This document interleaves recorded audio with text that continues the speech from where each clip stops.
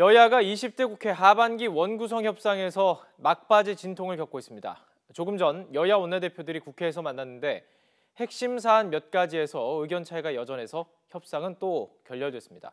국회 취재기자 연결해 보겠습니다. 임성우 기자. 네, 국회입니다. 네, 조금 전에 그 여야 원내대표들이 또 만났는데 협상은 결렬됐군요. 네, 그렇습니다. 조금 전에 오전 10시 반에 더불어민주당 홍영표, 자유한국당 김성태, 바른미래당 김관영, 평화정의의 모임 장병합 원내대표가 만났지만 소득 없이 조금 전에 회동을 끝냈습니다. 앞서 지난주에 여야 원내대표들이 이번 주 초 협상을 마무리한다고 밝힌 터여서 오늘 만남에서 성과를 낼 거라는 안팎의 기대감이 컸습니다. 하지만 오늘 회의장 안에서는 고성이 오가는 등 여야 원내대표들 사이의 의견 차이가 아직 크다는 것을 드러냈습니다. 여야 원내대표들은 일단 오후에 원내 수석 부대표들끼리 추가 협상을 진행토록 한 뒤 다시 원내대표들끼리 만나는 것을 타진한다는 방침이지만 그 성사 여부가 불투명한 상황입니다.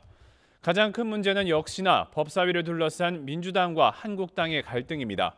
현재 민주당은 전반기 국회 원구성 당시 여당이었던 한국당이 법사위를 맡았던 만큼 이번에는 자신들이 맡는 게 논리에도 합당하다는 입장입니다.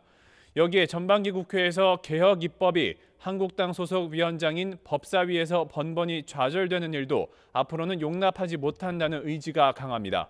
이 때문에 앞서 바른미래당 김관영 원내대표가 민주당이 운영위원장을 또 한국당이 법사위원장을 맡기로 했다고 말하자 즉각 사실무근이라고 반박할 정도로 완강한 태도를 보이고 있습니다.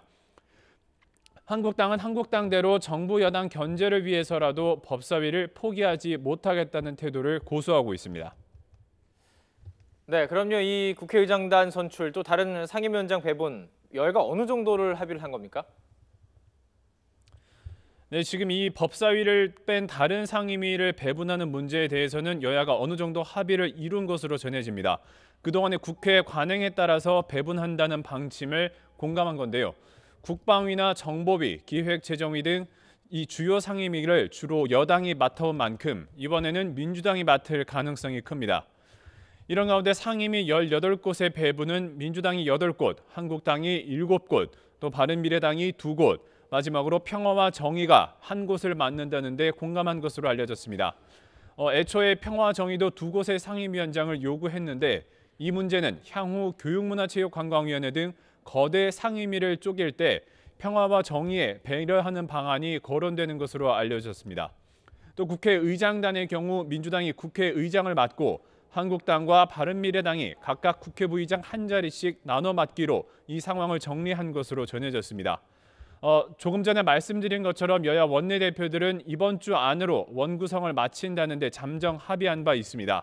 이 때문에 법사위원장 배분 등 남아있는 핵심 쟁점을 여야가 얼마나 빨리 해소하느냐가 국회 조기 정상화의 관건이 됐습니다. 지금까지 국회에서 YTN 임성호입니다.